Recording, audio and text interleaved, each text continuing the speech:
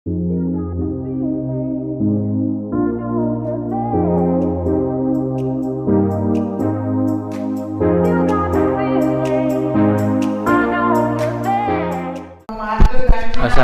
warahmatullahi wabarakatuh. Kami dari kelompok 2 ingin membahas tentang meningkatkan kemampuan pemahaman matematis siswa SMA kelas 11 menggunakan pendekatan pembelajaran berbasis masalah pada materi lingkaran.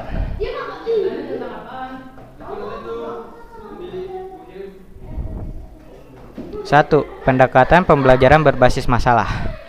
Pembelajaran berbasis masalah adalah suatu pendekatan pembelajaran yang menggunakan masalah dunia nyata sebagai suatu konteks bagi siswa untuk belajar tentang cara berpikir kritis dan keterampilan pemecahan masalah, serta untuk memperoleh pengetahuan dan konsep yang esensial dari materi pelajaran. Landasan teori pembelajaran berbasis masalah adalah kolaborativisme, suatu pandangan yang berpendapat bahwa siswa akan menyusun pengetahuan dengan cara membangun penalaran dari semua pengetahuan yang sudah dimilikinya dan dari semua yang diperoleh sebagai hasil kegiatan berinteraksi dengan sesama. Menurut paham konstruktivisme, manusia hanyalah dapat memahami melalui segala sesuatu yang dikonstruksikannya sendiri.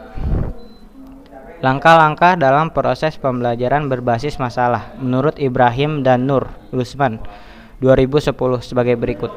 1. Mengorientasikan siswa pada masalah. 2. Mengorganisasikan siswa untuk belajar.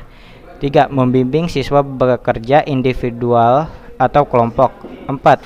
Mengembangkan dan menyajikan hasil karya. 5. Menganalisis dan mengevaluasi proses pemecahan masalah.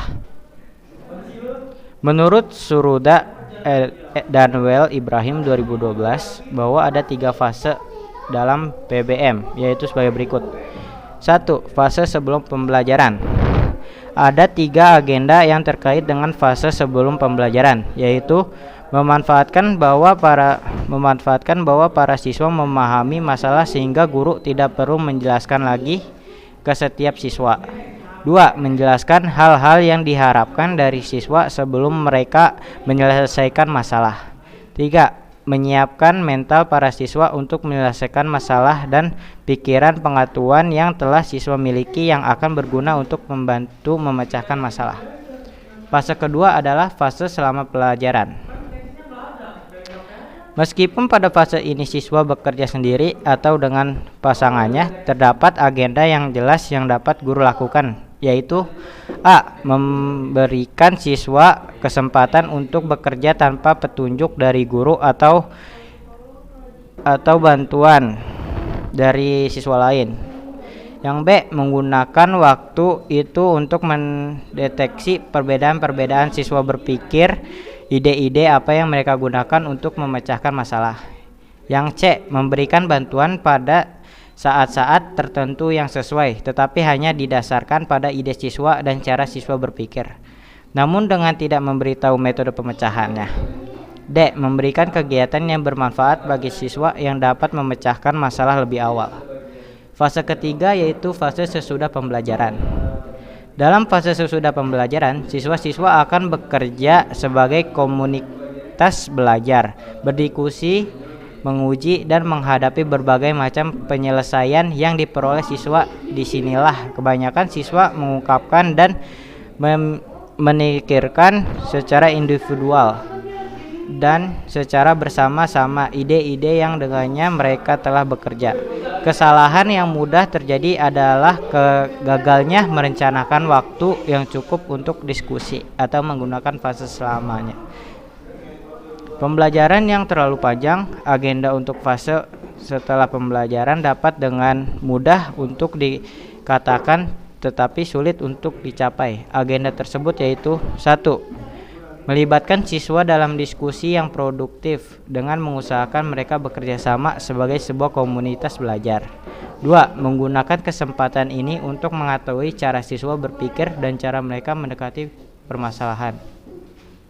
3. Membuat ringkasan ide-ide pokok dan mengidentifikasi masalah-masalah untuk kegiatan selanjutnya. Berdasarkan permasalahan di atas, maka tujuan penulisan artikel ini yaitu untuk meningkatkan kemampuan pemasalahan matematis siswa SMA kelas 11 SMA Negeri 6 Karawang.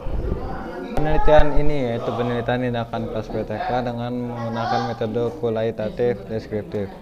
Jenis penelitian ini yaitu penelitian tindakan kelas PTK dengan menggunakan metode kualitatif deskriptif. Penelitian yang dilaksanakan guna untuk mengetahui tindakan yang tepat untuk melihat ketepatan guru dalam memilih pendekatan atau strategi yang digunakan dalam pembelajaran dan mampu meningkatkan keaktifan siswa. Jenis penelitian ini yaitu Hendrian dan Afrianto 2013 mengembangkan bahwa PTK merupakan suatu bentuk penelitian yang bersifat relektif dengan melakukan tindakan tertentu guna memperbaiki atau meningkatkan praktik pembelajaran di kelas lebih profesional.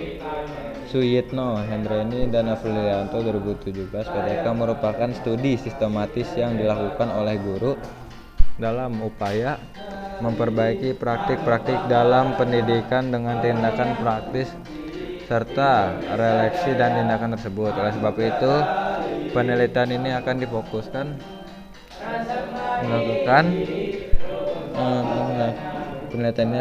pada upaya tindakan untuk meningkatkan kemampuan pemahaman matematik siswa subjek penelitian yaitu siswa kelas seksi IPA 3 dengan jumlah siswa sebanyak 45 oleh terdiri dari 23 orang laki-laki dan 22 orang perempuan. Penelitian tindakan kelas ini akan dilaksanakan dengan 2 siklus berdasarkan silabus pengajaran guru kelas IPA. Tiap siklus dilaksanakan sesuai silabus dan skenario sebelum siklus 1 dan siklus 2 dilaksanakan terlebih dahulu akan diberikan tes awal untuk mengetahui kemampuan awal siswa pada materi yang akan diajarkan. Penelitian tindakan kelas ini bertujuan untuk meningkatkan kemampuan pemahaman matematis siswa SMA kelas seksi IPA menggunakan pendekatan pembelajaran berbasis masalah di SMA Negeri 6 Karawang.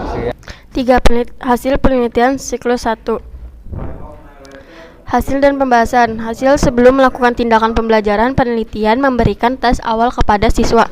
Hasil analisis belajar siswa sebelum dilakukan tindakan pembelajaran. Tabel 1. Hasil belajar sebelum tindakan pembelajaran. Ada ketuntasan, jumlah, dan persentase. Tuntas ada 19 dan persentase ada 42,23%. Tidak tuntas ada 26 dan 57,77%.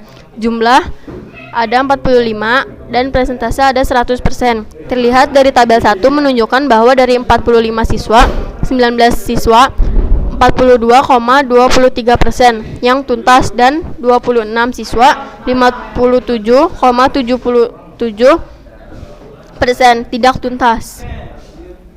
Hasil belajar siswa pada pembelajaran siklus 1, tabel 2, hasil analisis ketuntasan belajar pada pembelajaran siklus 1. Ada ketuntasan, jumlah, dan persentase. Tidak tuntas ada 37 dan persentase ada 66,67%. Tidak tuntas ada 15 dan persentase 33,33%. Jumlah ada 45 dan persentase ada 100%. Terlihat dari tabel 2 menunjukkan bahwa dari 45 siswa, 30 siswa 66%, 66,67% yang tuntas dan 15 siswa 33,33% tidak tuntas. 4. Hasil penelitian siklus 2. Hasil dan pembahasan. Hasil belajar siswa pada pembelajaran siklus 2, tabel 3. Hasil ketuntasan belajar pada pembelajaran siklus 2. Dalam tabel di bawah ini, yang tuntas hanyalah 41 siswa dengan persentase sebesar 91,12% dan yang tidak tuntas berjumlah 4 siswa yang mempunyai persentase sebesar 8,88% dari 45 siswa. Dapat diartikan bahwa dari 45 siswa hanya 41 siswa saja yang tuntas yang mempunyai persentase sebesar 91,12% dan sisanya yang tidak tuntas berjumlah 4 siswa yang mempunyai persentase sebesar 8,88%. 5. Kesimpulan siklus 1 dan siklus 2. Kesimpulan berdasarkan hasil analisis dan pembahasan, maka dapat disimpulkan bahwa kemampuan pemahaman matematis siswa pada materi lingkaran siswa di kelas 11 IPA 3 Karawang dapat ditingkatkan dengan menggunakan pendekatan pembelajaran berbasis masalah. Hal tersebut diketahui dari banyaknya siswa yang mengalami peningkatan pada setiap siklusnya. Pada siklus 1 menunjukkan bahwa hasil belajar matematika pada materi persamaan lingkaran secara klasikal, skor yang diperoleh siswa dari soal-soal yang diberikan pada tes siklus 1 diperoleh 30 siswa mencapai 66,67% dari 45 siswa yang mampu memperoleh nilai 76 ke atas. Sedangkan pada siklus 2 menunjukkan bahwa hasil belajar matematika pada materi persamaan garis singgung secara klasikal sudah mencapai 91,12 atau 12% atau sebanyak 41 siswa dari 45 siswa kelas 11 IPA 3 Karawang yang memperoleh nilai di atas 76 dengan nilai rata-rata 90. Hal ini menunjukkan adanya peningkatan 25,45%. Sebanyak 11 orang siswa dari tes siklus 1 berarti hanya 8,88% atau sebanyak 4 orang siswa yang masih memperoleh nilai di bawah 76. Terima kasih. Matematika itu tidak selalu memahami dan melakukan, tapi terkadang lakukan dan pahami.